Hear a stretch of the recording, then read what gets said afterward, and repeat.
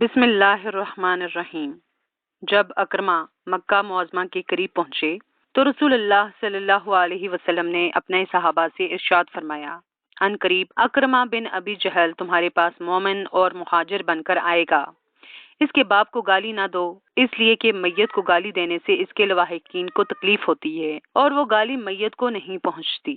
تھوڑی دیر کے بعد اکرمہ اور ان کی بیوی رسول اللہ صلی اللہ علیہ وسلم کی خدمت میں پہنچ گئے۔ جب نبی علیہ الصلاۃ والسلام نے انہیں دیکھا تو بہت خوش ہوئے، خوشی کے عالم میں ان کی طرف لپکے۔ پھر جب رسول اللہ بیٹھ گئے تو جناب اکرمہ آپ کے سامنے باادب کھڑے رہے۔ عرض کی، یا رسول اللہ صلی اللہ علیہ وسلم، ام حکیم نے مجھے بتایا کہ آپ نے مجھے پناہ دے دی ہے۔ نبی علیہ الصلاۃ والسلام نے فرمایا، یہ سچ کہتی ہے، تجھے پناہ حاصل ہے۔ جناب اکرمہ نے دریافت کیا، یا رسول اللہ صلی اللہ علیہ وسلم، آپ بات کی دعوت دیتے ہیں۔ آپ نے ارشاد فرمایا، میں تمہیں اس بات کی طرف دعوت دیتا ہوں کہ تم گواہی دو اللہ کے سوا کوئی معبود حقیقی نہیں اور میں اللہ کا بندہ اور اس کا رسول ہوں۔ نماز قائم کرو، زکوٰۃ ادا کرو، رمضان کے روزے رکھو، یہاں تک کہ آپ صلی اللہ علیہ وسلم نے اسلام کے تمام ارکان شمار کر دیے۔ جناب اکرمہ نے کہا، یقیناً آپ صلی اللہ علیہ وسلم نے حق بات کی طرف دعوت دی اور خیر و بھلائی کا حکم دیا۔ پھر اس کے بعد یہ کہنے لگے کہ خدا کی قسم، آپ یہ دعوت پیش کرنے سے پہلے بھی ہم میں سب سے زیادہ صالح اور سچے انسان تھے۔ پھر اپنا ہاتھ آگے بڑھایا اور کہا، میں اقرار کرتا ہوں اللہ کے سوا کوئی عبادت کے لائق نہیں اور آپ بلا شبہ اس کے سچے رسول ہیں۔ پھر عرض کی، یا رسول اللہ صلی اللہ علیہ وسلم، مجھے چند کلمات سکھا دیجئے جو میں پڑھا کروں۔ آپ صلی اللہ علیہ وسلم نے فرمایا، تم یہ کلمات پڑھا کرو، میں گواہی دیتا ہوں کہ اللہ کے سوا کوئی معبود حقیقی نہیں اور محمد صلی اللہ علیہ وسلم اس کے بندے اور رسول ہیں۔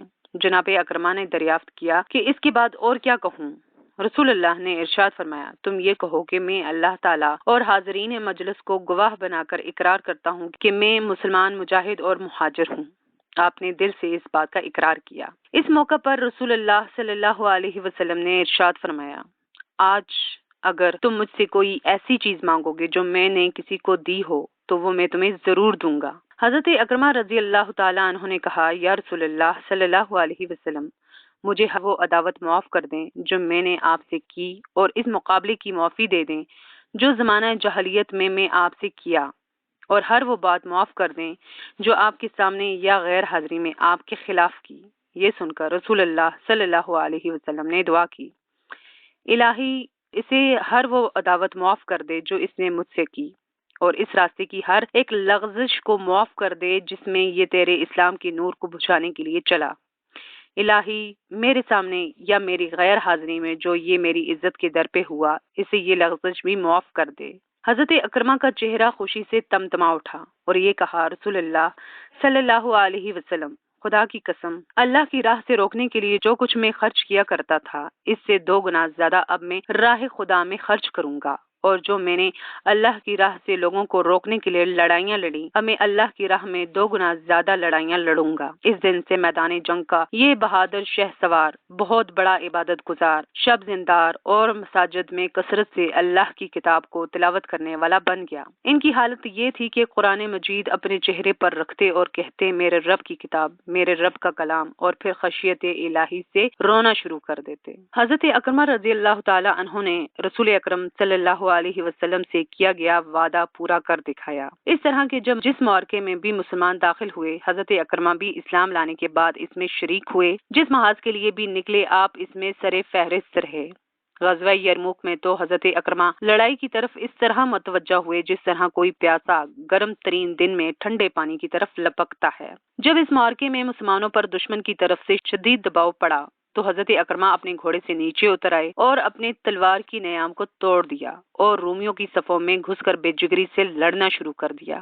یہ منظر دیکھ کر حضرت خالد بن ولید جلدی سے آگے بڑھے اور فرمایا، اکرمہ اس طرح نہ کرو، تمہارا یہاں قتل ہو جانا مسلمانوں کو بہت گراں گزرے گا۔ تو انہوں نے فرمایا، خالد آپ پیچھے ہٹ جائیں، آپ نے تو پہلے ایمان لا کر رسول اللہ کی رفاقت حاصل کر لی، میں اور میرا باپ تمام لوگوں سے بڑھ کر رسول اللہ کے مخالف رہے، مجھے چھوڑ دیجئے تاکہ میں آج اپنے تمام گناہوں کا کفارہ دے دوں۔ پھر کہا، بھلا یہ کیسے ہو سکتا ہے کہ بہت سارے مقامات پر میں نے رسول اللہ کے خلاف لڑائی لڑی ہو اور آج رومیوں سے پیٹ پھیر کر بھاگ جاؤں؟ یہ ہرگز نہیں ہو سکتا۔ پھر مسلمانوں میں یہ اعلان کیا کہ آج موت پر کون بیعت کرے گا؟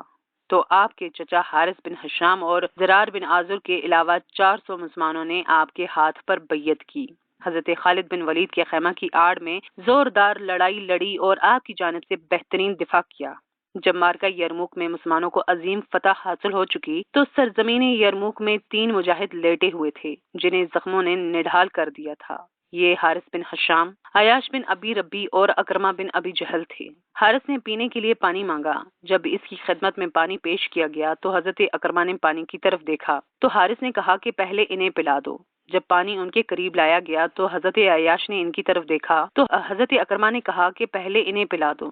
جب پانی حضرت عیاش کے پاس لایا گیا تو ان کی روح قفس عنصری سے پرواز کر چکی تھی۔